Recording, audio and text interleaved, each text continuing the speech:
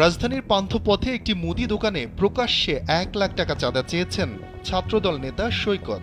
চাঁদা না দেয় দোকানে হামলা করে টাকা লুট করে নিয়ে যান তিনি, তাও প্রকাশ্যেই।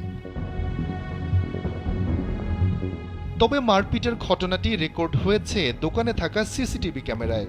ওই ফুটেজে দেখা যায় ৮ থেকে ১০ জন সঙ্গী সাথী সহ লাঠিসোঁটা নিয়ে দোকানে হাজির হন সৈকত। এরপর তর্ক বিতর্কের এক পর্যায়ে হামলা চালান দোকানির ওপর। সৈকত সাহেব ৭ টাকা নিয়ে আমার কাছে লোক পাঠাইছে, টাকা জন্য বুঝছেন, ১ লক্ষ টাকা চাঁদা দিয়েছে।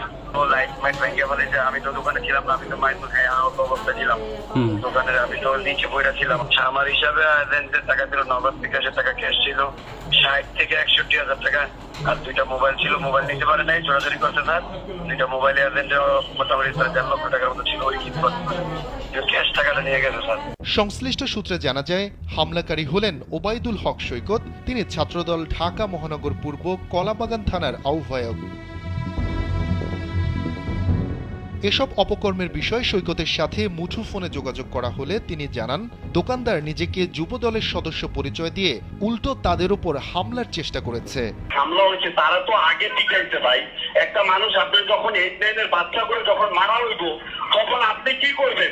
তখন ওরাই গেছে লাঠি সোঁটা নিয়ে, কথাবার্তা নাই, এর আগে হামলা চালাইছে।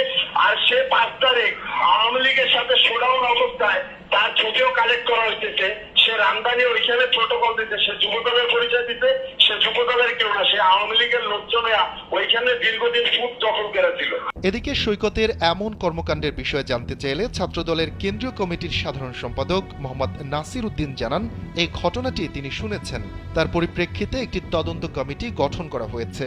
ঘটনার সত্যতা পাওয়া গেলে কঠোর ব্যবস্থা নেওয়া হবে বলেও জানিয়েছেন তিনি। শফিকুল ইসলাম শান্ত, কালবেলা।